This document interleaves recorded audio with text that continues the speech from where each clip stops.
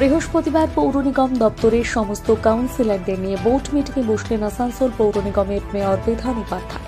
Mayor জানান, গত দুদিন আগে যে নিম্নচাপের ফলে এলাকায় বিভিন্ন জায়গায় পানীয় জল নিকাশি নালা, বিদ্যুৎ সহ বিভিন্ন সমস্যা দেখা গিয়েছে, সেগুলো পুজোর আগে যাতে দ্রুত মেরামত করা হয় সেই বিষয়ে আলোচনা করা হয় কাউন্সিলরের সঙ্গে।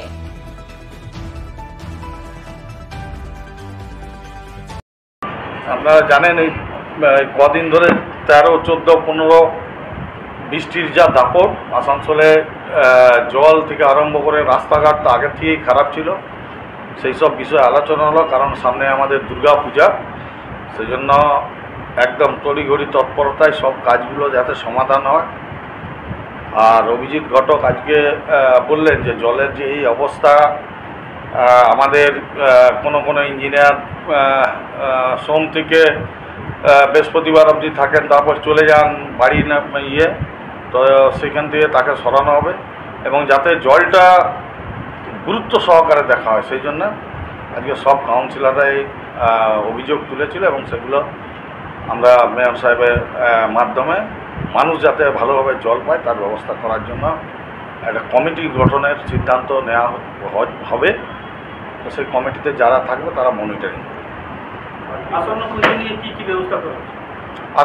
যেহেতু সামনে দুর্গাপূজা, কালী পুজো, লক্ষ্মী পুজো, ছট পুজো, সমস্ত পুজোগুলো পড়ছে, পর্বগুলো পড়ছে, সে কারণে যাতে বিভিন্ন জায়গায় যেভাবে গত 13, 14, 15, 16 প্রাকৃতিক দুর্যোগ হয়েছিল, বিভিন্ন জায়গায় পাইপলাইন, বিভিন্ন জায়গায় লাইন ছিল না, বিভিন্ন জায়গায় গাছ পড়ে গিয়েছিল, বিভিন্ন জায়গায় মানুষের জীবন পর্যদস্ত হয়েছিল, সেগুলোকে দেখে কিছু কিছু জায়গায় কাজ করা হয়েছে। তো সেগুলোকেও যাতে দেখে নেওয়া যায়, তাই সামনে পুজো, রাস্তাঘাট, লাইট, জল এগুলোকে নজর দেওয়ার জন্য সমস্ত কাউন্সিলরদের বলা হয়েছে এবং অফিসারদেরও অর্ডার করা হয়েছে। না, এমনি কিছু কিছু ছিল যেগুলো গতবার যেটা আমরা পেমেন্ট পাঠিয়েছিলাম বা সবার করেছিলাম, তো এবারে কিছু লোক বাদ পড়ে গেছিল, সেটা আমরা দেখার জন্য করেছি, সেটা হয়তো পারবে কিছু। সব ঘাটের লাইট যেভাবে প্রতি বছর করা হয়, এই বছরও সেমভাবে করানো হবে।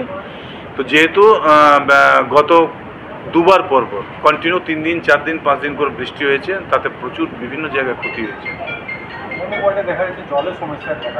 জলটা ওই যে বললাম, গত দুদিন থেকে আমাদের ডিভিসি থেকে প্রায় 2.5 লাখ কিউসেক জল ছেড়েছে, ফলে পাম্পগুলো আমাদের জলের ভেতরে আছে। গতবার বৃষ্টিতে যেটা ক্ষতি হয়েছিল, বর্তমানেও সেটাই হয়েছে। তার ফার বিভিন্ন জায়গায় পাইপ উড়িয়ে নিয়ে চলে গেছে।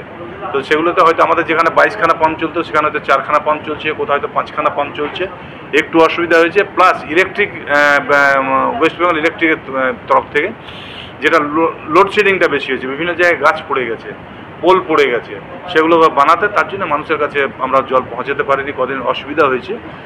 বর্তমানে কাজ প্রায় কমপ্লিটের মুখে হয়েছে, জল সেবা দিতে পারবো। রাস্তাগুলো অলরেডি মেন রাস্তা যেগুলো আছে সেগুলো কোটা দিয়ে দেওয়া হয়েছে। বর্ষাকাল চলছে, হয়তো পিচের কাজটা আমরা করে নিতে পারবো না, কিন্তু মানুষ যাতে যাতায়াতের অসুবিধা না হয় সেই ব্যবস্থাটা আমরা অলরেডি ঠিকাদারকে বলে দিচ্ছি।